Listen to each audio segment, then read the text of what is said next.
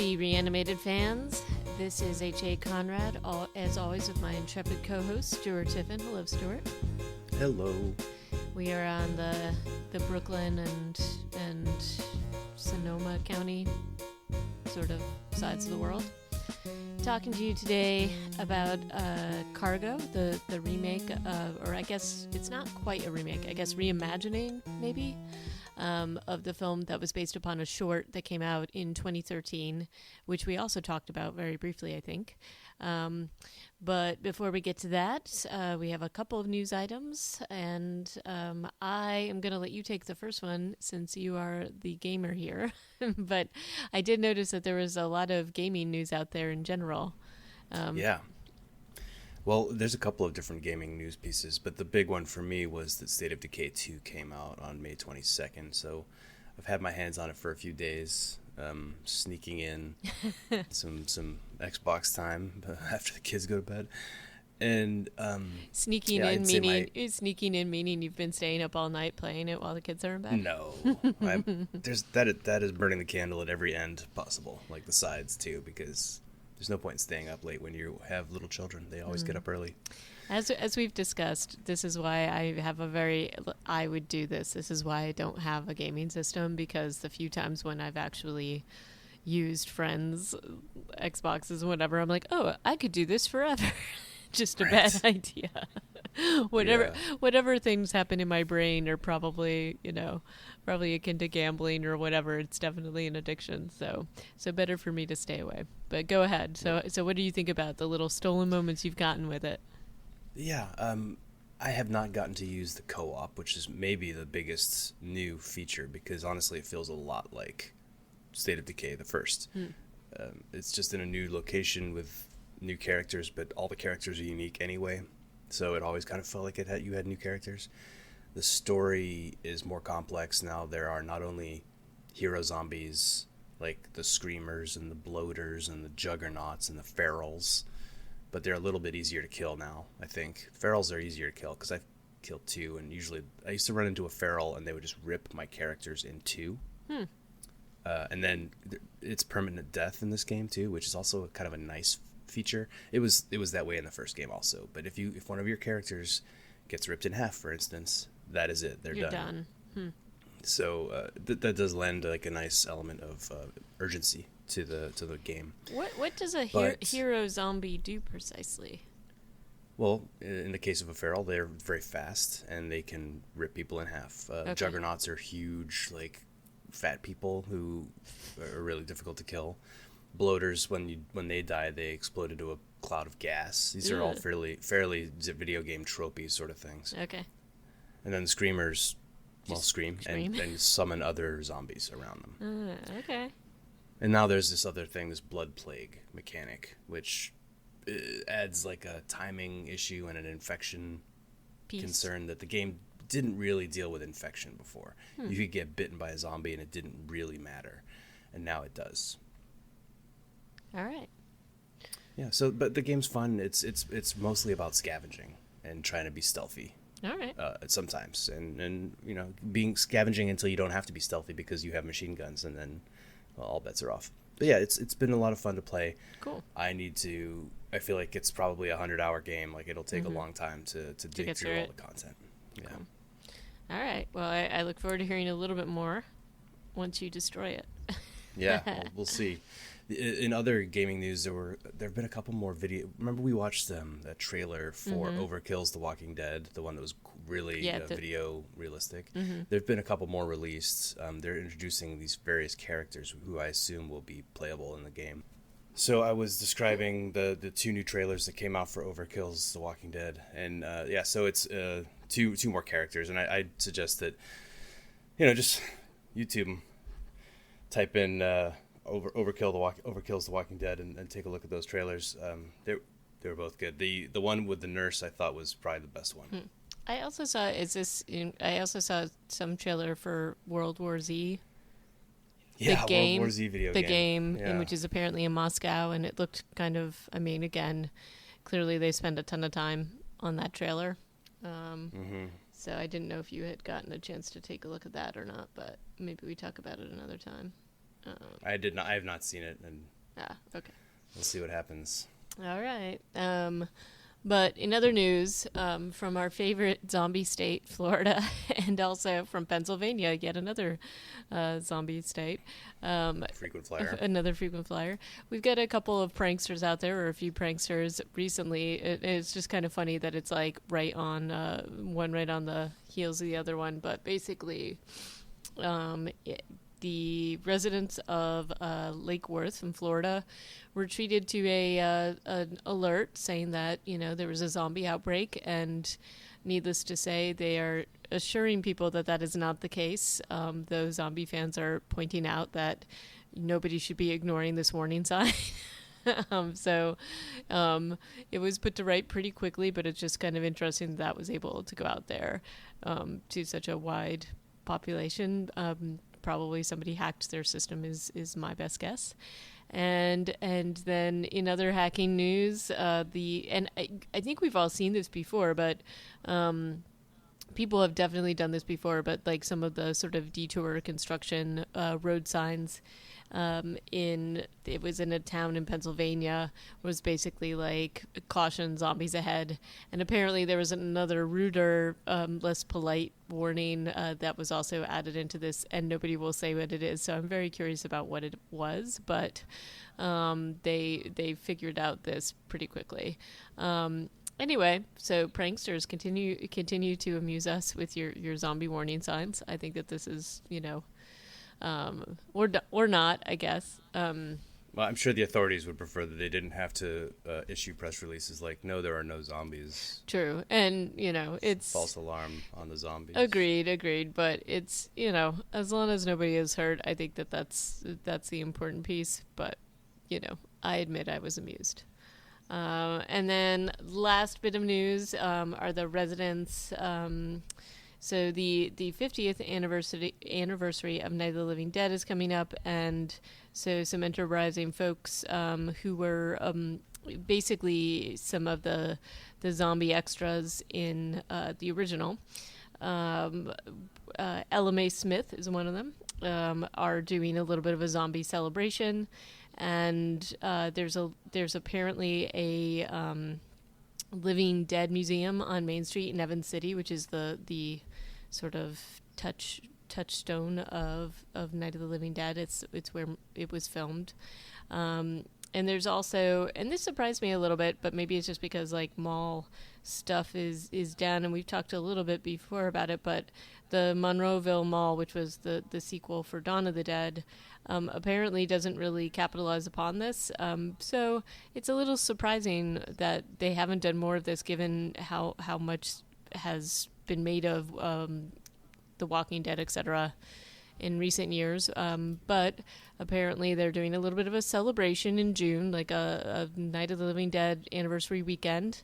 And they invited like a lot of the people that were involved in the film to get together, and fans. And so I think it was kind of cute. And the Living Day weekend is supposed to happen at the mall, and they're gonna have a lot of merch and host tours and things like that. So sure, and his cash in on that. Yeah, and his museum was in the mall for a long time, but then they kind of like pushed the guy out. They want him to bring it back, probably because nobody's like coming in. But it's just interesting to me that people like come in looking for this stuff, and there really isn't apparently that much for people to buy. But you would imagine that they would, given that mall traffic is kind of down, that this one specific thing they would basically be like own it. But in any case, maybe they'll increase that now that they're doing this weekend or something like that.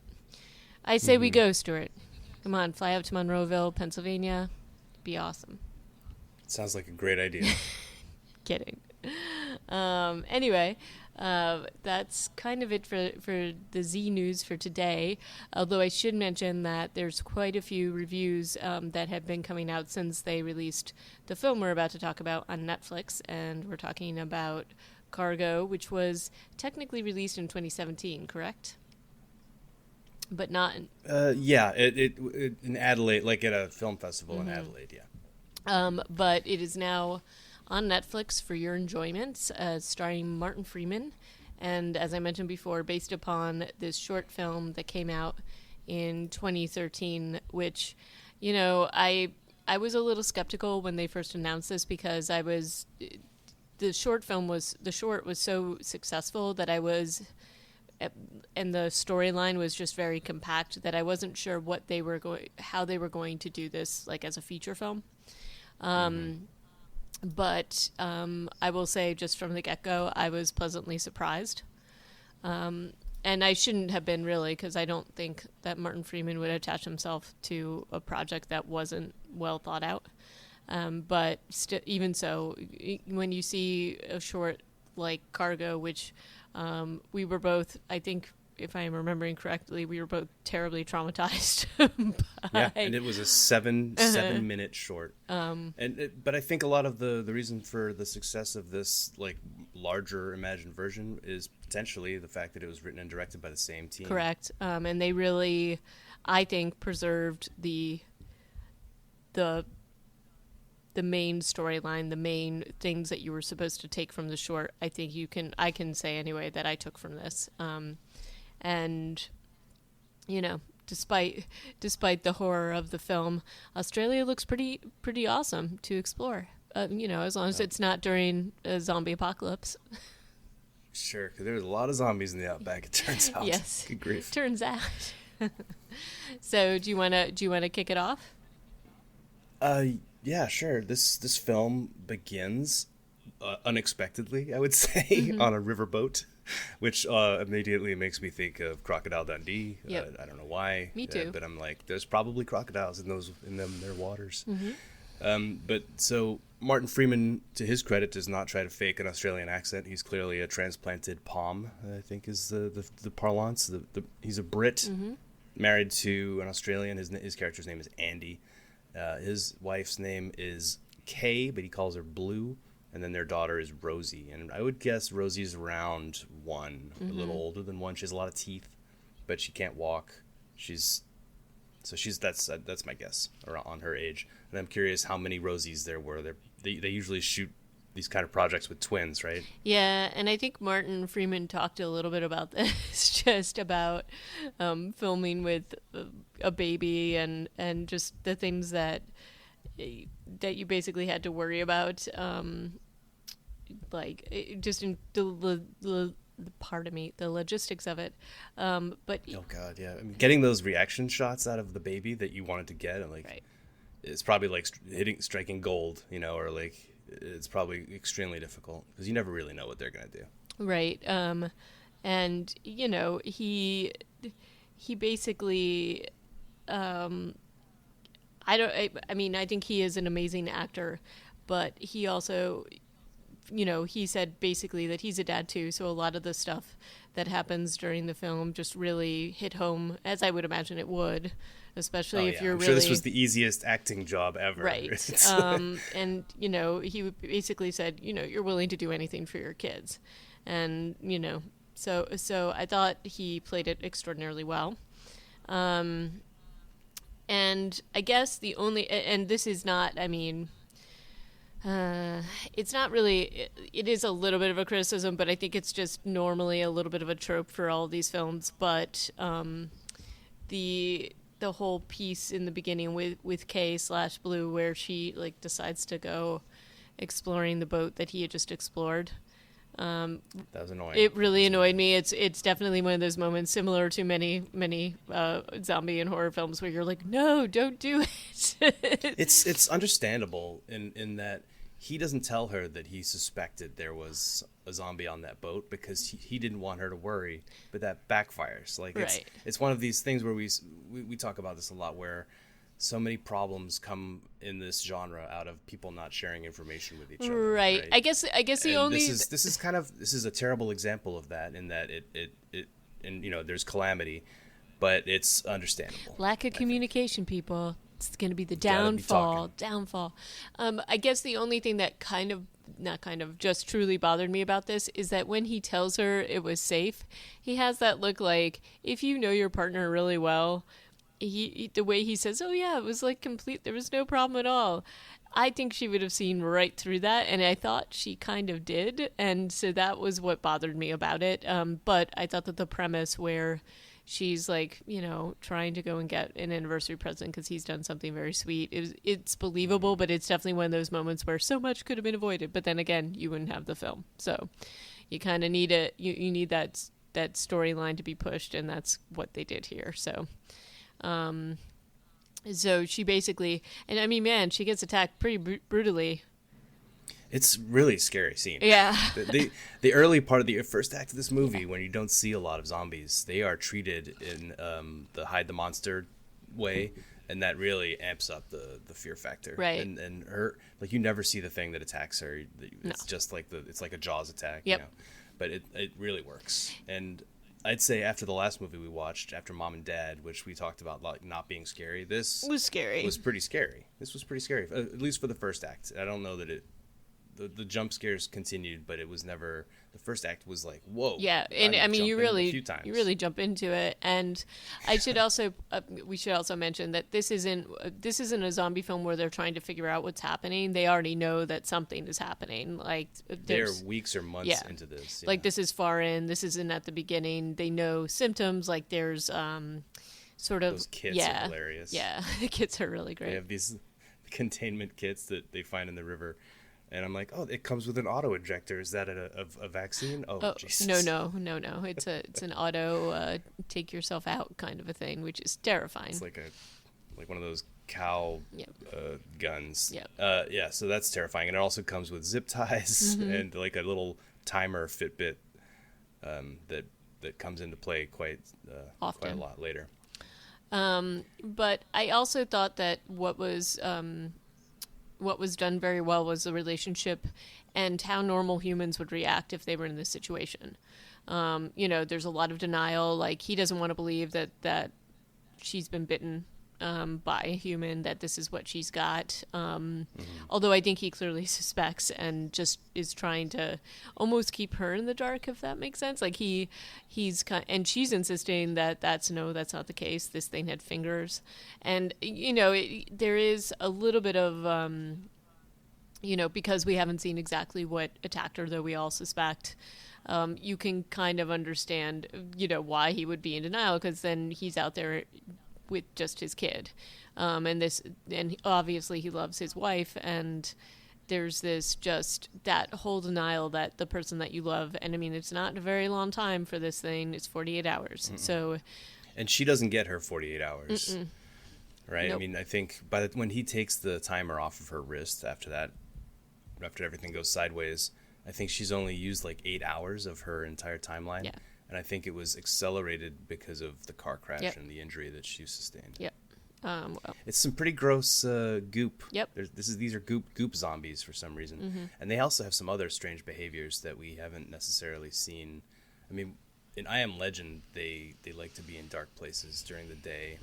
Yep. It's not clear if these zombies only come out at night, but they like the dark, right? And they bury their heads in the ground, which is insane. It makes for crazy visuals. Yeah, but it's also, I kind of like this as an added thing that, an added piece of their sort of disease or whatever you want to call it. So I liked that was the case. And you see it's interesting how they tell that story, because you see it in illustrations that the little girl is first drawing, and then you see it later on, because you're kind of like, why is that person doing that? And then you kind of realize, oh, this is a symptom of the contagion or whatever it is. It took a while for me to really figure it out. I was suspecting, but I wasn't sure if this was like a way that people were taking care of the zombies or not. Okay. I should also I should mention that Susie Porter, who's the woman who plays Kay, again, the chemistry between her and Martin Freeman is absolutely believable in terms of a couple that is trying to, it's interesting because she even says it at some point, like, this is a situation you can't control. But there definitely are these moments of tension. There were moments of tension on the boat because they don't have food. Just I think, very realistic conversations that might happen between a couple that is, like, trying to protect their kid. So I just... well done. She wasn't honestly, she has maybe 20 minutes of screen time, if that, and made it absolutely believable that she cared for her kid, that she cared for him, and just what a huge loss it was when she actually dies. So Also, the scene where she's changing Rosie on the hood of the car. Oh, God. And he looks at the map What- for half a second, and then she's gone. You're like, What great, That was what good. great like filmmaking. I just editing, yeah. thought this was Yeah. just great, a great job all around. Yeah. So And so we're also seeing interspersed with the scenes of this family, we're seeing scenes of Toomey and her dad, or we don't really know any. There's no dialogue with her, so it's hard to know exactly what's going on. But the picture all comes together by the halfway point Right. of the film. and Toomey's And so Toomey- is an Aborigine, and she's what, like maybe 8, 9, maybe a little older, probably 10. Older, I'd say like 11 or 12. Okay. And she's kind of doing stuff in the outback that you're not quite sure what it is until it comes together later, like all the pieces come together. Yeah, I mean, she's clearly feeding a zombie. Yes. But you're like, why is she out there? And then later we get scenes. Her family is just a bunch of badasses. Yeah. I love her family. Yes, I love their family. And they're just kind of taking care of business. And as that piece comes together, I guess it is a little predictable how that's going to go. Yep.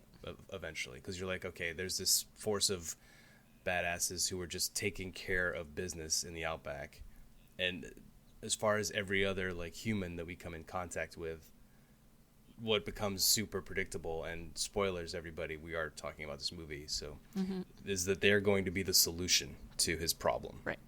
That is very clear, probably even by like when he's at the school and they're talking about how, and Edda, this character that they meet, is talking about how the Aborigines have gone back to the old ways and that they're better off than everybody else. You're like, oh, okay, well all right.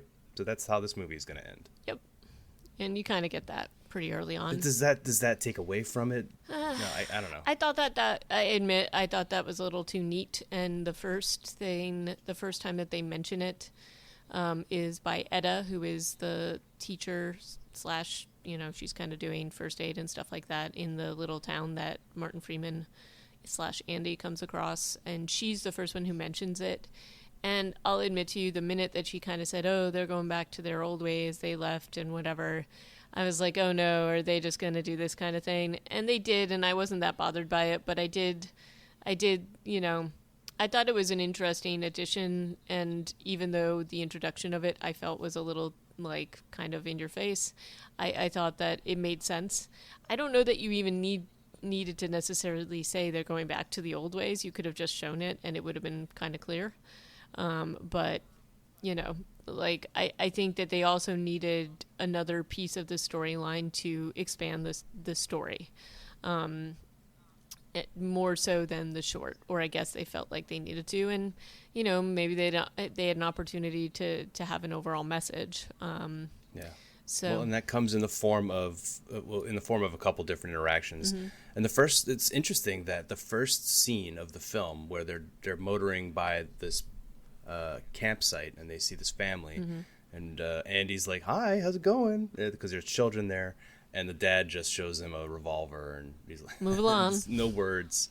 And so they just keep going. But it's really interesting that they revisit those characters again later. But it's also like, hey, good use of your cast. Don't just let some people be extras. Yep. Make them be a of powerful part of the story later on, too. Right.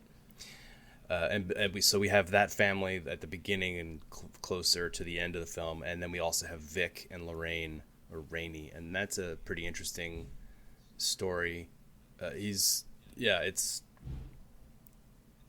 an interesting story because the guy at first seems like a savior, and then it turns out that he has a good arc, even though he's ultimately a villain. But it's also a good arc in that, Andy, the character, had a choice about whether to save Vic or not, and ultimately chooses to save him. And then there's that moment when he suddenly comes to the realization that he probably saved a bad guy.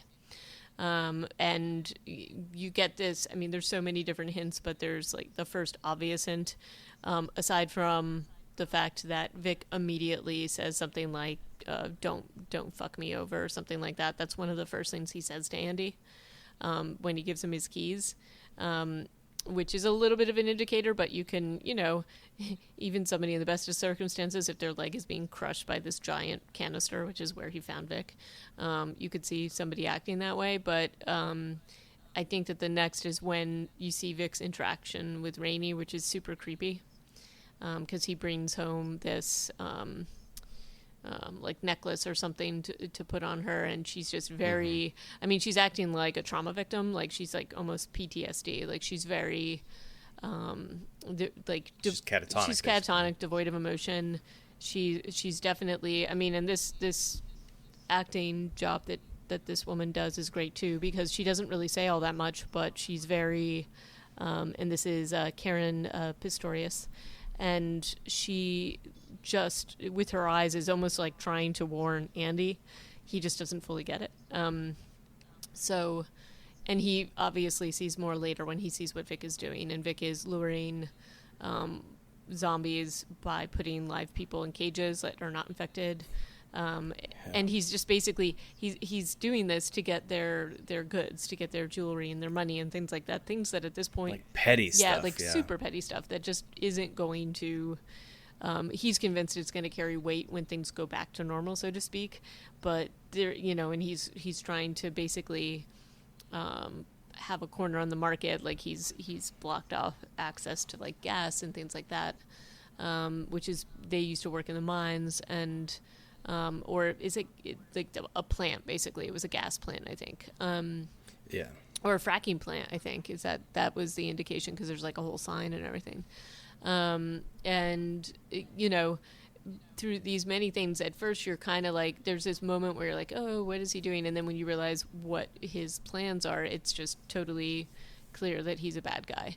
Yeah, but he doesn't even try to hide it No. from Andy. Like, he's like, Andy, if you're in all the way. Come and help me. And then, well, at first they don't know what's in the cage, and they're shooting all the zombies around the cage. And then he sees Toomey in there, and he's already run into her out in the bush. Yeah. When he was trying to blame her zombie dad for causing the car accident. So in a way, he doesn't know her, but he's been told to find her family by Etta, and he's run into her before. So already he has a couple points of connection with her, with Toomey, who's in this cage. And even though he doesn't help her in the moment, you can see obviously he's. And then they go to the Cleverman's cage, and he's having some serious problems with what he's been doing. But it's interesting because even, I mean, at this point, Vic doesn't know that he's infected, and Rainey obviously suspects because she found the stuff on the kid, but. He's kind of in this weird position because he doesn't know what to do, because he's getting there. He's getting close to the end of his tether, or at least he thinks he is. He woke up that morning and he had 32 hours left on the clock. And I don't remember what he's at now, but it's been probably 12 or 15 hours by that night when he's like, okay, this is it. I'm going to leave. He apparently comes to the decision, despite everything that he's seen, he's gonna leave Rosie with these two people. Well, because he goes out to try and take care of business. I mean, I think partially it's because of Rainey taking care of her, and he saw that, and also even despite Vic's disgustingness, and he even says this to Rainey, that he's not the best person, but at least this is a secure location, and that's kind of what informs his decision. But I think he just worries that he's going to get too far gone. But is interrupted by Vic being crazy Vic, and ends up in the cage with Toomey, and that sets off the next section of the story, which is basically linking him and Toomey together as allies. And they get out of the cage in a pretty crazy, like maybe unbelievable way. Like, why is that cage so easy to get out of? True. Well, it's not like easy, but he uses zombie power, and they manage to get out and go back to basically rescue Rainey also, who has said, like, don't leave me here with him. This isn't going to work. He's not a good person. He doesn't care about other humans, basically, and I'm not his wife. Yep. Which was a big eye-opening moment also for Andy. Yep. But that plan also doesn't really go well, for obviously reasons. Rip Rainey. Rip Lorraine. And then it's our trio of heroes, basically, who it feels like the majority of the film, but it's hard to tell, is then now Andy, Toomey, and Rosie walking through the outback trying to figure out where to go. And his plan, I think, that he made maybe with Rainey, or did he make that with Toomey, was to go find the family by the river again. He had started to talk to Rainey about it, and then all hell broke loose. So I think we know that's his plan, and he did mention it to me. But then again, she's also very upset because since she's been gone, her family has basically taken care of business with her dad. And we've seen some flashbacks with her dad, with in happier times before he was infected. There's some sort of some indication from the clever man that her dad's going to be infected. He makes these kind of like proclamations that the land's going to be sick, her dad's going to be sick, and all this other stuff. And she's convinced that whatever this is a soul sickness or a spiritual sickness, not a biological sickness. So basically tells Andy what she's been doing has been trying to keep everybody else away and not kill her father before she can bring the clever man to him, which is all the whole motivation for her trying to find the clever man. And of course, clever man gets out of the on his own and his chains because he's clever. But she's understandably very upset because she's had this belief that her father could be cured. And Andy basically is just, he's very sympathetic, but also doesn't want to, he's also a little bit of tough love in that he tells her there's nothing she could have done and that he would love her to come with them. And she is basically like, I don't care about you or your baby. And he's like, I don't believe that. Like he handles the situation a lot better than you would imagine. But also doesn't force her to come with him. And she ends up finding him again. But the interactions between him and Toomey I thought were excellent as well. Overall, I have to say Martin Freeman as the lead in this was phenomenal. He was great. And this kid was great too. I had never seen her before, but I thought she was. I should find out who plays Toomey. Her name is Simone Landers. But she was, I thought, just incredible. Like, she didn't overplay it. And she's also, written in a way that, you normally see kids kind of like, I don't know. As we've talked about, it's very easy for a kid character at her age of a kid character to be super annoying, and we've seen it in many, many things, and that is not the case with her. She acts, I think, well, and probably a little bit more level-headed than most kids would be, but she's not, she's like a human being that he's interacting with, not a trope, and I felt like their interactions were, again, just truly believable. So we've seen, I think, one more shot of the wristwatch saying like 9 hours left until, and it's give or take because he was, I don't know how long it was. He actually put it on pretty quickly after he got bit, I think. But so he's got about 9 hours left, and they're just walking towards the river, reunited. We still are getting interspersed with their journey scenes of Toomey's mother and the other folks from their hunting party just doing their amazing hunting party stuff, which you mostly just like stalking around a big smoky fire, and and we see zombies with spears through their heads every so often in the landscape, and that's basically their work. Is they have like a ridiculous supply of spears, which is great. And so they find the river, get in the motorboat, which I don't know if that was their original motorboat or not, but they go right past the houseboat again and the yacht back to the other camp. And now this is a little bit tropey because birthday party. Yep. Kid's birthday party. Why does it always have to be birthday party time in the zombie apocalypse? Yep. And I think in this family's case, it might have just been that they were trying to make everything a party. Yep. So that their kids didn't see the writing on the wall. Yep.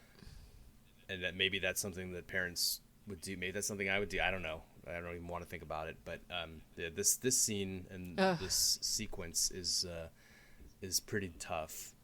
Well, it's a very different interaction now too between Andy and this family. Like the first time, the guy was just like, jog on. I don't even think about stopping. And this time he's actually super accommodating when they finally run into each other in a weird, deathly way. Well, I think it's also because they both have absolute common ground in a way that you never want to have common ground with somebody. And Yeah. they're both parents, they're both fathers that want to protect their kids. And, but this dad is seeking another way to do it. He's been bitten in the neck, which you can see very clearly. We don't know whether his wife has been bitten, but I have to assume she must be in on this plan with him. And basically, he has a gun with 6 bullets, and he says to Andy, I'm going to do this. I'm going to take care of my family because I can't just not be around for them. I promised them I would, and this is what I'm going to do, and I'm going to leave 2 bullets for you, so take them. And it's just heartbreaking, and the kids are like playing pirates, and it's just really a gut-wrenching scene. And Andy still is not making this decision for him, although you can tell he's torn about it. And even in how this is filmed and how he walks away, so you don't actually see the family die, but you do see at least the aftermath of the dad dying, because he walks. He walks up behind Andy in the most weird, Strange. helpful way. Well, I think because he wants him to have the he's gun. Yeah. He wants him to have the gun, and he doesn't want him to have to come back and see the dead bodies of his family to get it. Yeah. That is some weird helpfulness. Yep. But it doesn't stop Andy from picking it up eventually. Yep. Because he does have it. And he's thinking about it, but then Toomey kind of stops him, or at least stops that process with him. And then they talk about finding her family. And I just found a not helpful, but an interesting tidbit about when they were filming it from the actor, Simone Landers. And she said that basically she'd only been in school plays before she did this. And Jeez. I know, right? And said, it was kind of grueling because this was like the first time she'd ever been on a set. And apparently Martin Freeman paid her $2 every time he swore in front of her. Which I thought was pretty cute, but that is, yeah, and they get along okay. But the fact that she was only in school plays before this, she is phenomenal. That's incredible. Yep. Good grief. I hope we see her more. I thought she was awesome. Yeah, she was good. Wow. So then our third act, I don't know if we would consider the beginning of the third act. It's probably after they find her dad, but we're deep in it now, and they go. They see smoke from the nearby. She's like, "Hey, how about my family?" So we're like, "Okay, yep, clearly this was the way to go." Mm-hmm. And they see the smoke kind of on the horizon, a little bit CG, but that's okay. We'll forgive them that. There's that rail bridge that kind of comes up out of nowhere. There's this big bridge near the campsite that we haven't seen before, and they cross over, go into the creepy tunnel. But I love how she's like, after they've just seen like masses of people sort of eating a dead cow carcass, they look at the tunnel, and I mean, she's not wrong, but it's also, but Andy is not wrong either. But Toomey is like, that is proper creepy, and he's like, creepy. Lots of things are proper creepy right now. So it's sort of like the only way to get through is to get through it. And then we actually see some infected in there doing this weird thing that we've seen him do a couple of times, where he's like against the wall, and she adds in this helpful information that they're hibernating, and that's why they're seeking darkness, and that's why we see them putting their heads in the ground and like things like that. So apparently they are not active and harmful at this point. But they also, Rosie has camouflage white paint on that hides their scent, whereas she tells Andy he doesn't need it because he already smells like one of them. I know, that's a rough moment. That's a bummer. That's a bummer. So we're really creeping down on his clock, though. Like, his symptoms are becoming kind of crazy. He's got the goop coming out of his face, which was the last part, the last thing that happened to his wife. He must be really down. They're not going to show us the clock anymore. We saw it at 9 hours, and then there's like multiple scenes, and so we know that the writing's on the wall. And they come up with some kind of plan that the audience doesn't know about. And so in the original short, the dad, who was totally by himself, had no friend like Toomey.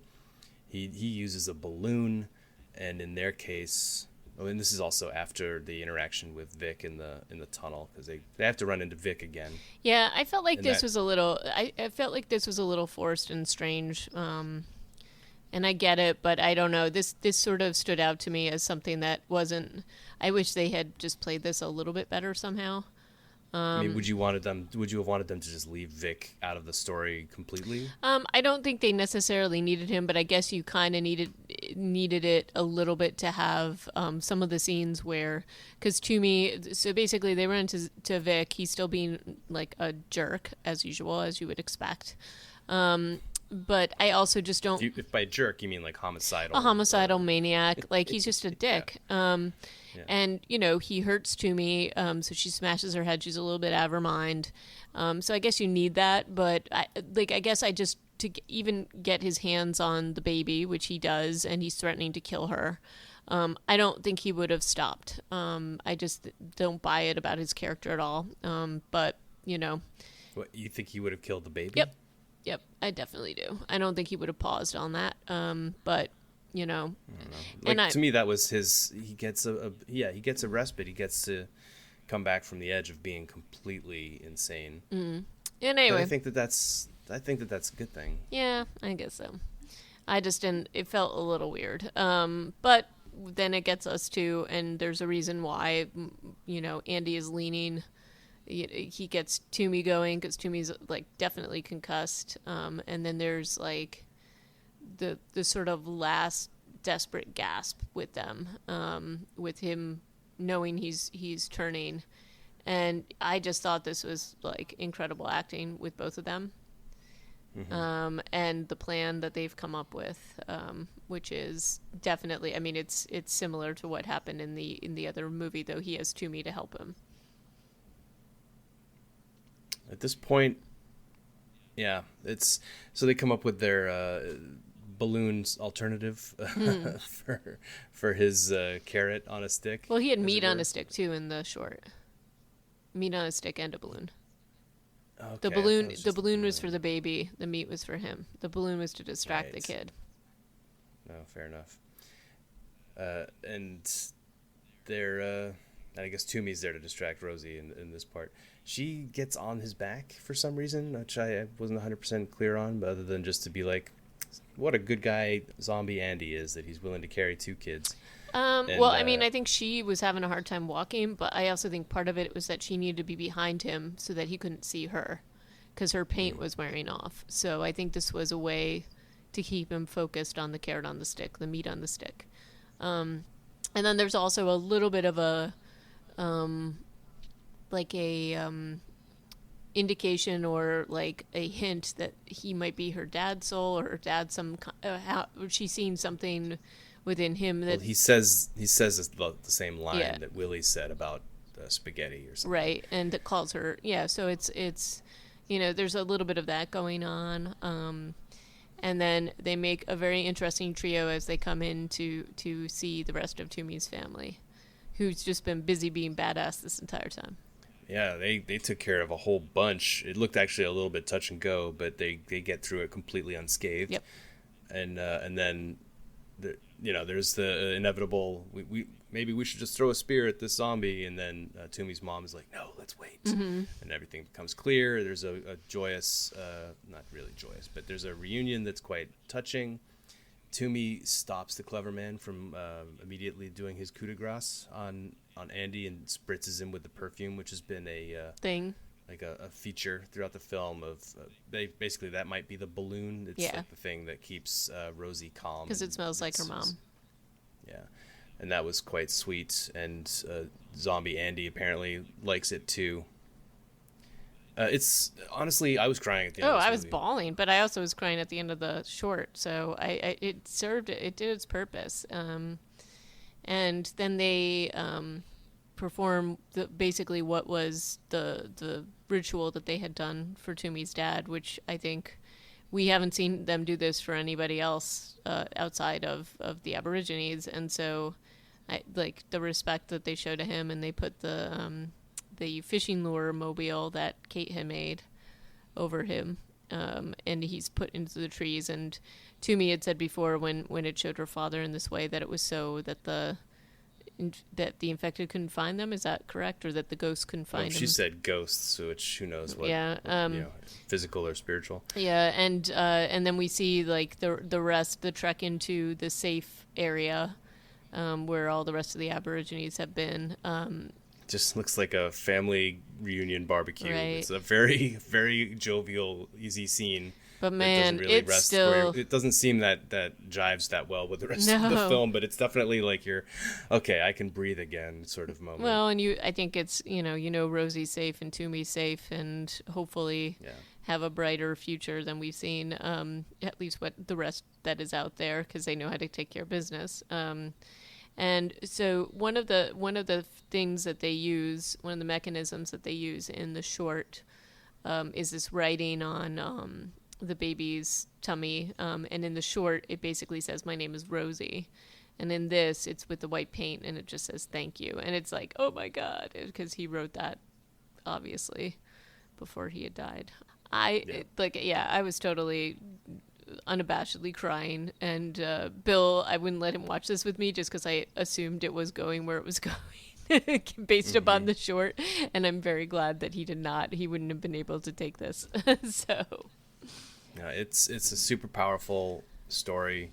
Of course, they're using like the low-hanging fruit of babies, which, yeah, this is why we use children and zombies very sparingly.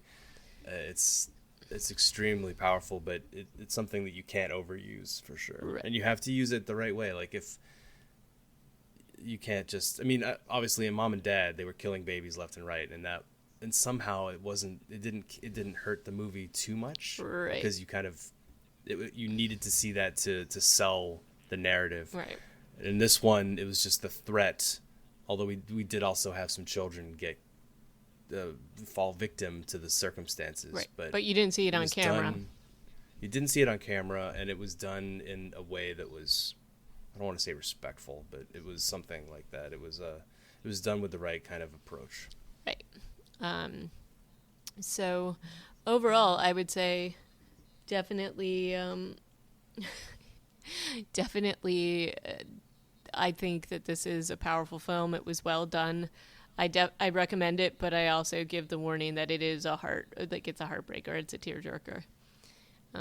And the cast was excellent. I thought the production was excellent. The filmmaking was excellent. I really was, again, as I said, just because of how powerful the short was, I was worried that a lot of that would get lost. But I think that they did a phenomenal job with this, into making this into a feature film. But I also definitely recommend, if this is something you're interested in, watch the short. It's 7 minutes. I think it's on YouTube, and it is just such a powerful piece of filmmaking, and it's, I think, testament to what you and I have talked about before, to just that there's so many opportunities out there for filmmakers to do things now that wasn't possible before. But I think also the fact that it was 7 minutes and this powerful, and then a feature film came out of it. I like it when these stories happen. So yeah, obviously this is a success story about a passion project getting realized into something even bigger, and that's always going to be something we're going to be into. But maybe these guys will do another. I don't know. Like, what was it, Martin Freeman? Didn't he say that he's never done a zombie movie before? And well, I don't know if this writing and directing team will do another project like this. They might want to stretch their wings and do something a little bit different. But it'd be interesting to see if they do come up with another. Yeah. I would definitely I just think that the filmmaking was excellent here and just really showed what they could do. I would see anything else that any of the, obviously I love Martin Freeman, so, I would see anything he was in generally. But with these filmmakers specifically, I would love to see what else they come up with. Okay. Well, I'd say that's 2 thumbs up from us, from Reanimated. So thank you for tuning in and listening to our recap and review of Cargo, the 2018 full-length version that's on Netflix. If you haven't seen it, well, you're crazy because you just listened to us talk about it for an hour. But go see it and tell your friends, because I think this is a really good one. Yep. And obviously we're kind of spoiled this year. There's a lot of great projects, and so that's why next time we're going to get together and discuss the Canadian film Ravenous, Les Affamés in the French. And so get in touch with us if you want on Twitter at Reanimated PCasts. Our email is reanimatedpodcast@gmail.com, and our show notes are online at reanimatedpodcast.com. And until next time, thanks for listening. Ciao.